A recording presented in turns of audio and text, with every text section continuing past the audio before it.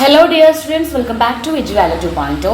Plus 2 accountancy പരീക്ഷയ്ക്ക് രണ്ടുപേർക്കും AFS കുട്ടികൾക്കാണെങ്കിലും കമ്പ്യൂട്ടറൈസ്ഡ് അക്കൗണ്ടിംഗ് സ്റ്റുഡൻസിനാണെങ്കിലും ചോദിക്കാവുന്ന 2 മാർക്കിന്റെ ക്വസ്റ്റ്യൻസ് ആണ് നമ്മൾ ഈ ഒരു വീഡിയോയിൽ ഡീൽ ചെയ്യാൻ പോകുന്നത്.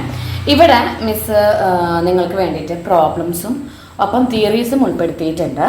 ഇതിലെ കുറച്ച് പ്രോബ്ലംസ് ഒക്കെ മിസ് ഒരു 35 മാർക്കിന്റെ പ്രോബ്ലം വീഡിയോയിലാണ് ഉൾപ്പെടുത്തുക.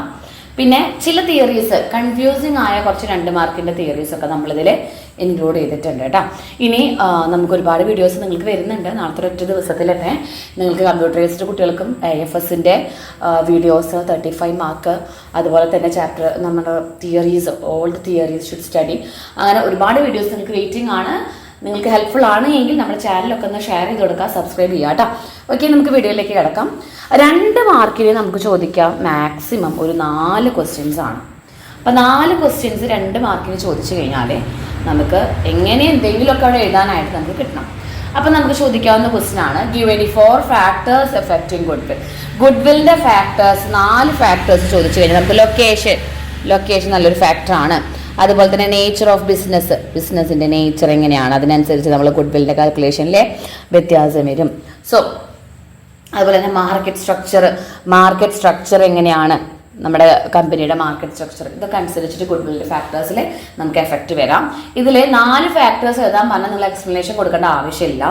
ഏതെങ്കിലും 4 ഫാക്ടേഴ്സ് എഴുതിയാൽ മതി. ലൊക്കേഷന്, അതുപോലെ nature of business, market, special advantages എന്ന് പറഞ്ഞിട്ടുള്ള കുറച്ച് 4 ടോപ്പിക്കുകൾ എഴുതി വെക്കാം. ഇനി 2 എണ്ണമാണ് എഴുതാൻ പറഞ്ഞാൽ നിങ്ങളത് എക്സ്പ്ലനേഷൻ ഒരു ജസ്റ്റ് 2 സെൻറ്റൻസ് എങ്ങാനും എക്സ്പ്ലനേഷൻ കൊടുക്കണം. നെക്സ്റ്റ് ആണ് what you mean by gaining ratio. Gaining ratio എന്താണ് എന്നാണ് ചോദിക്കുക, ഗെയിനിങ് റേഷ്യോ കണ്ടുപിടിക്കാനല്ല. അപ്പം എന്താണ് ഗെയിനിങ് റേഷ്യോ എന്ന് വെച്ചാൽ, എന്താ gaining ratio? It is the ratio, ഇതൊരു റേഷ്യോ ആണ്, വിച്ച് ദ കണ്ടിന്യൂയിങ് പാർട്ട്നേഴ്സ്, അതായത് ഇനി ബിസിനസ്സിൽ നിന്ന് റിട്ടയർ ചെയ്ത് പോവാത്ത കണ്ടിന്യൂ ചെയ്യുന്ന partners, which the continuing partners share the profit. അവരെന്താ ചെയ്യുന്നത്? Share the profit. അവർ പ്രോഫിറ്റ് ഷെയർ ചെയ്യുന്നുണ്ട്. എന്താ? ഓഫ് ഔട്ട് ഗോയിങ് പാർട്ട്ണർ, അതായത് പോകുന്ന പാർട്ട്ണറുടെ പ്രോഫിറ്റ് ഇവർ എങ്ങനെയാണ് ഷെയർ ചെയ്യുന്നത്, ആ റേഷ്യോനെയാണ് നമ്മൾ ഗെയിനിങ് റേഷ്യോ എന്ന് വിളിക്കുന്നത്. ഗെയിനിങ് റേഷ്യോ കണ്ടുപിടിക്കാനുള്ള ആ ഒരു ഇക്വേഷൻ ഒന്ന് ഏതാട്ടോ, new ratio minus old ratio. ഈ 2 സെൻറ്റൻസ് ചെയ്ത് കഴിഞ്ഞാൽ ആ 2 മാർക്ക് കിട്ടി. Next, list out the items appear in credit side of partners current account and capital account if the capitals are fluctuating and fixed method. 2 മെത്തേഡിലും ചോദിക്കും. ചിലപ്പോൾ ഫ്ലക്ച്വേറ്റിങ്ങിന് ചോദിക്കും, അതല്ലെങ്കിൽ ഫിക്സഡിൻ്റെ ചോദിക്കും. ഫിക്സഡിലാണ് എങ്കിൽ നമ്മൾ എന്ത് ചെയ്യും? ക്യാപിറ്റൽ അക്കൗണ്ട്സിൽ, അതായത് ഫിക്സഡ് ആണ് എങ്കിൽ നമ്മൾ കറണ്ട് അക്കൗണ്ടിലാണ് എഴുതാം. എന്തൊക്കെ നമ്മൾ കറണ്ട് അക്കൗണ്ടിൽ എഴുതാം? Salary, commission, interest on drawings. നമ്മൾ ക്യാപിറ്റൽ എഴുതോ ഇതിലേ? ഇല്ല. അപ്പം ക്യാപിറ്റൽ നമ്മളിതിൽ എഴുതില്ല എന്ന് തന്നെ നിങ്ങൾ പഠിച്ചു വയ്ക്കാം. ക്യാപിറ്റൽ നമ്മൾ എവിടെ നമ്മൾ ക്യാപിറ്റൽ എഴുതുന്നത്? നമ്മൾ ക്യാപിറ്റൽ എഴുതാം ക്യാപിറ്റൽ അക്കൗണ്ടിലാണ്. അപ്പം salary, commission, interest on capital, share of profit, അതൊക്കെ നമ്മൾ ഫിക്സഡിലെ കറണ്ട് അക്കൗണ്ടിൻ്റെ ക്രെഡിറ്റ് സൈഡിൽ എഴുതാം. ക്രെഡിറ്റ് സൈഡിലാണ് കേട്ടോ ചോദിച്ചിരിക്കുന്നത്, ക്രെഡിറ്റ് സൈഡ്. ഇനി ഫ്ലക്ച്വേറ്റിംഗ് ആണെങ്കിലോ, ഫ്ലക്ച്വേറ്റിംഗ് മെത്തേഡ് ആണെങ്കിൽ നമ്മളവിടെ ക്യാപിറ്റൽ എഴുതും. പിന്നെ ഈ പറഞ്ഞ സാലറിയും കമ്മീഷനും ഇൻട്രസ്റ്റ് ഓൺ ക്യാപിറ്റലും ഷെയർ ഓഫ് പ്രോഫിറ്റ് ഒക്കെ എഴുതും. അവിടെ ഒരെണ്ണം മാത്രമേ കൂടുള്ളൂ, ക്യാപിറ്റൽ. അപ്പം നിങ്ങൾക്ക് ഇതിൽ ഏതെങ്കിലും ഒരെണ്ണം ആണെങ്കിൽ ഒരെണ്ണം ചോദിക്കാം, അല്ലെങ്കിൽ 2 കൂടി ഒരുമിച്ച് ചോദിക്കാം കേട്ടോ. നെക്സ്റ്റ് ആണ് ഒരു പ്രോബ്ലം ക്വസ്റ്റ്യൻ ആണ്. Anoop and Pradeep are partners in a firm sharing ratio of 3:2. Their capital is on 1st January 2022 as follows. അനൂപിൻ്റെ capital തന്നിട്ടുണ്ട് 50,000 രൂപയാണ്. അഡീഷണൽ ക്യാപിറ്റൽ ജൂലൈയിൽ അദ്ദേഹം ഇൻട്രൊഡ്യൂസ് ചെയ്തിട്ടുണ്ട് 20,000 ആണ്. പ്രദീപിൻ്റെ ക്യാപിറ്റൽ തന്നിട്ടുണ്ട് 40,000 ആണ്. അഡീഷണൽ ക്യാപിറ്റൽ ഒന്നും തന്നെ അയാൾ ഇൻട്രൊഡ്യൂസ് ചെയ്തിട്ടില്ല. Calculate interest on capital at 8% of Anoop. അനൂപിൻ്റെ കണ്ടുപിടിക്കാനാണ് പറഞ്ഞിരിക്കുന്നത്. If the accounting are closed on 31st December 2022. ഇവിടെ അനൂപിൻ്റെ മാത്രം കണ്ടുപിടിച്ചാൽ മതി.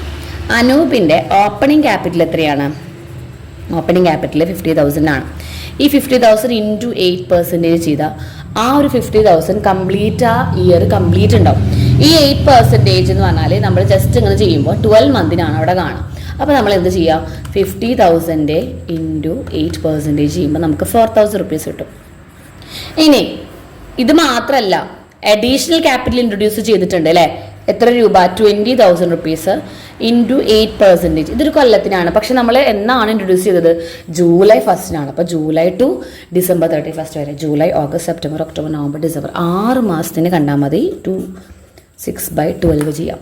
അത് 20,000 ഇൻറ്റു 8% ഇൻറ്റു 6/12 ചെയ്യുമ്പോൾ നമുക്ക് 800 കിട്ടും. അപ്പോൾ അനൂപിൻ്റെ ടോട്ടൽ ഇൻട്രസ്റ്റ് ഓൺ ഡ്രോയിങ്സ് എത്രയാണ്?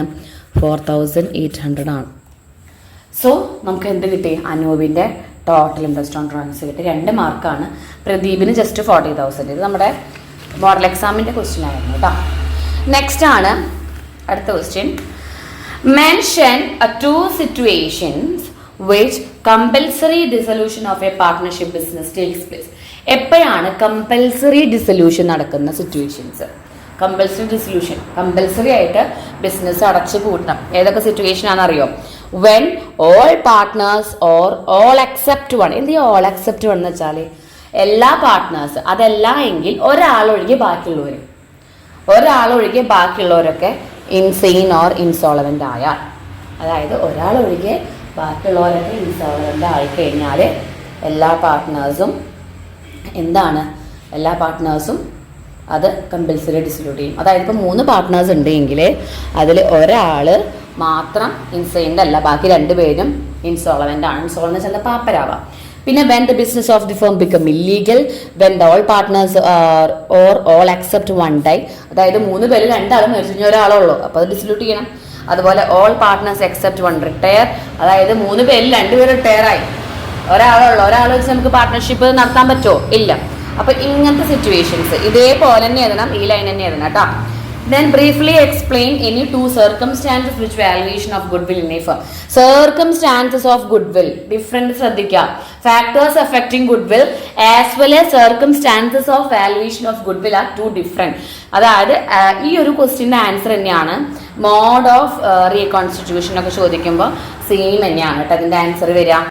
അപ്പോൾ മോഡ്സ് ചോദിച്ചാലും ഇത് ചോദിച്ചാലും സെയിം തന്നെയാണ് കേട്ടോ. Change in profit ratio, admission of A partner, retirement of A partner, death of A partner കേട്ടോ. Then next ആണ് ഒരു justify question. Do you think that there is a need for the revaluation of asset and liabilities of a firm at the time of retirement of a partner? അതായത് ഒരാൾ അഡ്മിഷനിൽ വരുമ്പോൾ നമുക്ക് അതിൻ്റെ ആവശ്യമുണ്ട് റിവാലുവേഷൻ്റെ. പക്ഷേ റിട്ടയർ ചെയ്യുന്ന സമയത്ത് എന്തിനാണ് റിവാലുവേഷൻ നടത്തുന്നത്? അത് അതിൻ്റെ ആവശ്യമുണ്ടോ എന്ന് നിങ്ങളോട് ചോദിക്കും. അപ്പം നമ്മൾ യെസ് ആവശ്യമുണ്ട്. കാരണം എന്താണെന്നറിയോ? To show the true value of asset and liability to ascertain the profit or loss on revaluation of asset and liabilities. എന്ന് വെച്ചാൽ എന്താ, ആ സമയത്തുള്ള ട്രൂ വാല്യൂ അറിയാൻ വേണ്ടിയിട്ടും ഒപ്പം തന്നെ ആ റിവാല്യൂ നടത്തുമ്പോഴുള്ള പ്രോഫിറ്റ് ഉണ്ടെങ്കിൽ റിട്ടയർ ചെയ്ത് പോകുന്ന പാർട്ട്ണർക്ക് അതിൻ്റെ അവകാശമില്ലേ, അയാൾക്ക് തിരിച്ചു കൊടുക്കണമെങ്കിൽ നമ്മൾ റിവാലുവേഷൻ നടത്തണം. Then absence of partnership deed. നമ്മൾ ഓൾറെഡി ഇന്നലെ വീഡിയോയിൽ പറഞ്ഞിരുന്നു, പ്രോഫിറ്റ് ഈക്വലി ഷെയർ ചെയ്യുക, ഇൻട്രസ്റ്റ് ഓൺ ഡ്രോയിങ്സ് കൊടുക്കണ്ട, സാലറി കൊടുക്കണ്ട, ഇൻട്രസ്റ്റ് ഓൺ ലോൺ 6% കൊടുക്കാം. ഇനി മിസ് ഇതിൽ കുറച്ച് ജേണൽ ഇൻക്ലൂഡ് ചെയ്തിട്ടില്ല. വേറെ ഒന്നല്ല, നമ്മൾ ജേണൽ മാത്രമായിട്ടൊരു വീഡിയോ ചെയ്യുന്നുണ്ട്. ആ വീഡിയോ നമുക്ക് നാളെ നൈറ്റൊക്കെ കിട്ടുള്ളൂ, അതായത് സൺഡേ നൈറ്റ് കിട്ടുള്ളൂ. വേറെ ഒന്നുമല്ല, നിങ്ങൾ അപ്പോഴേക്കും എല്ലാ പ്രോബ്ലംസും തിയറീസും പഠിച്ച് സെറ്റ് ആവാം. കാരണം ആ ജേണലിൻ്റെ ഒരു വീഡിയോ കണ്ടാൽ മാത്രം മതി. റീവാലുവേഷനിൽ നിന്ന് 2 മാർക്കിനുണ്ട്, റിയലൈസേഷനിൽ നിന്ന് റിസർവും പ്രോഫിറ്റും ഗുഡ്വില്ലിൻ്റെ ഷെയർ, ഇതൊക്കെ 2 മാർക്കിന് എല്ലാ ക്വസ്റ്റ്യൻ പേപ്പറിലും ചോദിച്ചിട്ടുണ്ട്. ഇതൊക്കെ മിസ് ഇൻക്ലൂഡ് ചെയ്തിട്ട് ഒരു ജേണലിൻ്റെ മാത്രമായിട്ടുള്ള വീഡിയോ ചെയ്യുന്നുണ്ട്. അത് മാക്സിമം ഒരു 20 മിനിറ്റ്സ്. അത് നിങ്ങൾക്ക് സൺഡേ നൈറ്റ് ജസ്റ്റ് ഒന്ന് കണ്ടു കഴിഞ്ഞാൽ നിങ്ങൾക്ക് അത് ഓക്കെ. അതേപോലെ പ്രോബ്ലംസ് മിസ് ഉൾപ്പെടുത്തിയിട്ടില്ല, അത് നമ്മൾ നാളെ മോർണിംഗ് അപ്ലോഡ് ചെയ്യുന്നുണ്ട്. സൺഡേ മോർണിംഗ് അപ്ലോഡ് ചെയ്യുന്നുണ്ട്. I think morning 6 to 7 o'clock നമ്മൾ അപ്ലോഡ് ചെയ്യും. കാരണം ഈ പ്രോബ്ലംസ് എന്ന് പറയുമ്പോൾ മിസ് 35 മാർക്ക് ഇൻക്ലൂഡ് ചെയ്യാൻ പറ്റാവുന്ന പ്രോബ്ലംസ് അല്ല. അതായത് നമ്മൾ എസ് എ ക്വസ്റ്റിന് ഓൾറെഡി ഇട്ട് കഴിഞ്ഞു. അത് കൂടാതെ 35 മാർക്കിന്, അതിൽ 2 മാർക്കിൻ്റെയും 3 മാർക്കിൻ്റെയും എല്ലാ പ്രോബ്ലംസും ഇൻക്ലൂഡ് ചെയ്തിട്ടുള്ള ഒരു വീഡിയോ ചെയ്യുന്നുണ്ട് കേട്ടോ. അതിൽ gaining ratio, sacrifice ratio, new ratio, interest on drawings, interest on capital എല്ലാം കണ്ടുപിടിക്കുന്നുണ്ട്. അതായത് എല്ലാ ടൈപ്പ് ഇൻട്രസ്റ്റ് ഓൺ ഡ്രോയിങ്സ്, എല്ലാ ടൈപ്പ് ഇൻട്രസ്റ്റ് ഓൺ ക്യാപിറ്റലൊക്കെ ഇൻക്ലൂഡ് ചെയ്തിട്ട് ഒരു 35 മാർക്കിൻ്റെ പ്രോബ്ലത്തിൽ ഇതൊക്കെ 2 മാർക്കിൽ പോകുന്നതാണ് കേട്ടോ. ഇതൊക്കെ 2 മാർക്കിൽ പോകും. നെക്സ്റ്റ് പിന്നെ നമ്മളോട് ചോദിക്കുന്ന ഒരു ക്വസ്റ്റ്യൻ ആണ്, what you mean by realisation account, അതുപോലെ what you mean by revaluation of account. അതായത് ഇത് നമുക്ക് 2 മാർക്കിൽ തിയറി ക്വസ്റ്റ്യൻ ആയിട്ടാണ് ചോദിക്കുന്നത്. തിയറി ക്വസ്റ്റ്യൻ ആയിട്ടാണ് നമുക്ക് റീവാലുവേഷനും റിയലൈസേഷനും എന്താണ് ചോദിക്കുന്നത്. അപ്പോൾ നമ്മൾ എന്ത് ചെയ്യുക? റിവാലുവേഷൻ അക്കൗണ്ട് എന്ന് വെച്ചാൽ എന്താ? It is prepared at the time of admission dissolution of A partnership അല്ലെ. നമ്മളിത് എപ്പോഴാണ് തയ്യാറാക്കുന്നത്? ഡിസൊല്യൂഷൻ ഓഫ് എ പാർട്ട്ണർഷിപ്പിന്റെ സമയത്താണ് നമ്മൾ തയ്യാറാക്കുന്നത്. ഏതാ ഇത്? എന്തിനാണ് നമ്മൾ തയ്യാറാക്കുന്നത്? It is a nominal account. Only nominal account ആണ് to ascertain the profit or loss on real dissolution. അതായത് പ്രോഫിറ്റ് അല്ലെങ്കിൽ ലോസ് എപ്പോൾ ഡിസൊല്യൂഷന്റെ സമയത്ത് പ്രോഫിറ്റ് അല്ലെങ്കിൽ ലോസ് കിട്ടുന്ന സമയത്താണ് നമ്മൾ റിയലൈസേഷൻ അക്കൗണ്ട് തയ്യാറാക്കുക. ഇത് എന്തിനാണ്? ആ സമയത്ത് ലാഭമാണോ നഷ്ടമാണോ എന്ന് അറിയാൻ വേണ്ടിയിട്ടാണ്. ഇതൊരു നോമിനൽ അക്കൗണ്ട് ആണ്. എന്താ revaluation account? It is prepared at the time of admission and retirement or death of A partner അല്ലെ. റിട്ടയർ ചെയ്യുന്ന സമയത്തും ഡെത്ത് ചെയ്യുന്ന സമയത്തൊക്കെയാണ് നമ്മളിത് പ്രിപ്പയർ ചെയ്യുക. ഇതും ഓൾസോ ഒരു നോമിനൽ അക്കൗണ്ട് ആണ്. ഇവിടെ നമ്മൾ എന്ത് ചെയ്യുന്നത്? It is ascertain the revalue of asset and liabilities. നമ്മൾ അസർട്ടൈൻ ചെയ്യുന്നത് അസറ്റും ലയബിലിറ്റീസും ഒക്കെ റീവാല്യൂ ചെയ്തിട്ട് അതിൽ പ്രോഫിറ്റ് ആണോ ലോസ് ആണോ എന്ന് അറിയാൻ വേണ്ടിയിട്ടാണ്. ഓക്കെ. പിന്നെ it is continue after preparation. നമ്മൾ ഇതിൽ നിങ്ങൾ എന്താ ചെയ്യുന്നറിയോ? ഈ റിയലൈസേഷനും റിവാലുവേഷനും നമ്മളെ ഡിഫറൻസ് പഠിച്ചാൽ മതിയാവും. നാളത്തെ വീഡിയോയിൽ നമ്മൾ ഇൻക്ലൂഡ് ചെയ്യാം കേട്ടോ. അപ്പോൾ ഇത്രയും ക്വസ്റ്റ്യൻസ് 2 മാർക്കിന് നമുക്ക് ചോദിക്കും. അപ്പോൾ എല്ലാ 2 മാർക്ക് ക്വസ്റ്റ്യൻസും നിങ്ങൾ ഈ ഒരു 2 മാർക്ക് ക്വസ്റ്റ്യൻസ് എല്ലാം പഠിക്കാം. പിന്നെ നാളെ അപ്ലോഡ് ചെയ്യുന്ന ജേർണൽ വീഡിയോസും അതുപോലെ തന്നെ പ്രോബ്ലം വീഡിയോസും ഒക്കെ നല്ല പോലെ കണ്ടുപിടിക്കാം.